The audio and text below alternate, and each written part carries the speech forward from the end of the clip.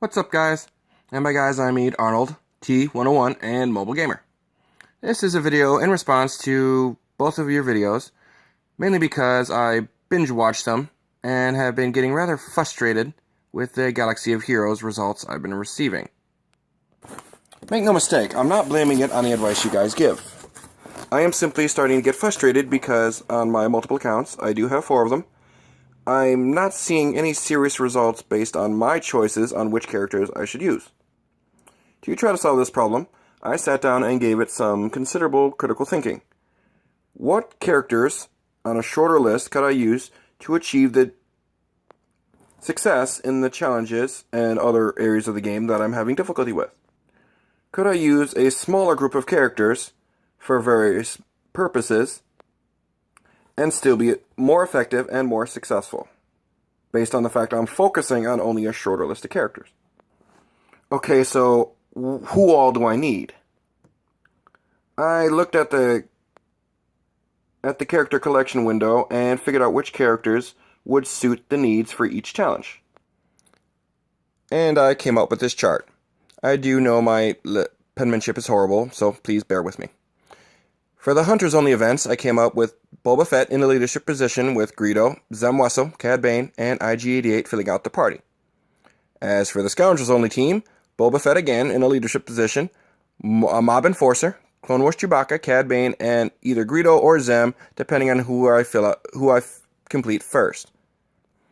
In the Attackers Only event, I came up with Boba Fett, Bistan, Darth Sidious, Leia Organa, and Luma Unduli in the leadership position, predominantly for her healing effect.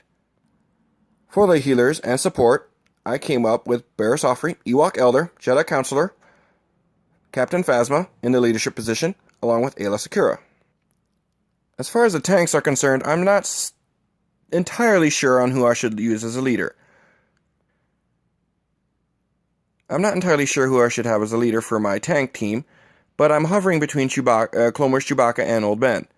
The rest of the team being Royal Guard, K2SO, and Teebo. From those selections, I came up with a 20-person list. Then I asked myself, what other uses could the 20 members in this list be used for?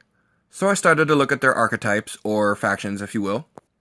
I tallied out that there are 9 Darkside, 7 Scoundrel, 1 Sith, 1 Empire, 5 Hunters, 8 Attackers, 3 Supports, 2 Droids, 3 Healers, 6 Tanks, 2 Ewoks, 12 Lightside, 3 Rebels, 1 First Order, and 5 Jedi.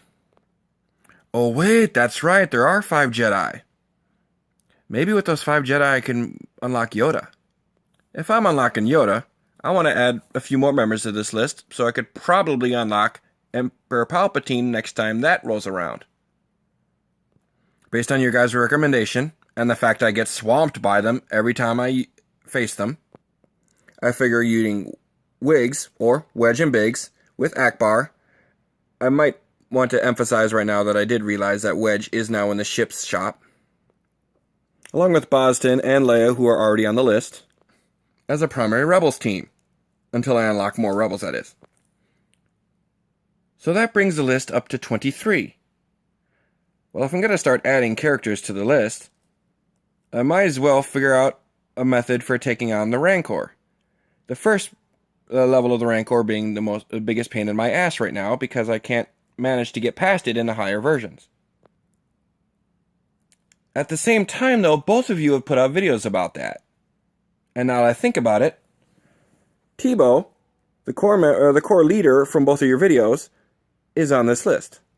But who else is on this list could I possibly add on with Teebo to make it more viable against this? Well, due to both of your rave reviews on Aayla Secura, no. Sorry, I said the wrong name.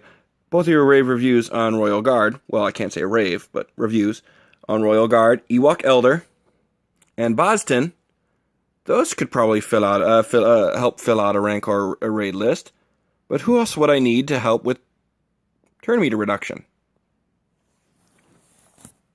Okay, well, if I'm adding all of this, I might as well have one more solid team. I got a Rebel team, I got a Jedi team, I got a Hunters team. If I add just one more team, I could have a multi-team setup for next time a tournament comes around. Well, who am I going to add on to this? Oh yeah, IG-88 is on this list. What if I add enough to fill out a droids team? Well, for the most common droids team I've seen, it includes IG-86, HK-47, Jawa Engineer, and Chief Nebit. Now, I know I just spouted out a lot of facts that might seem really obvious, but is this concept that far-fetched?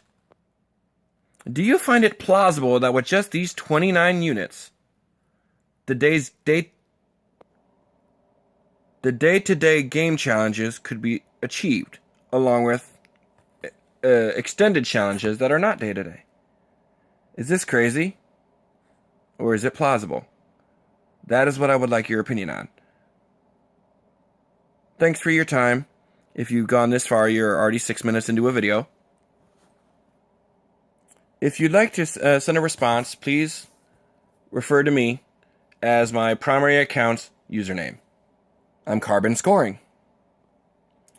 My guild isn't entirely legendary yet, but if you could give a shout out to Carbon Scoring and the 713th Legion, I would greatly appreciate it.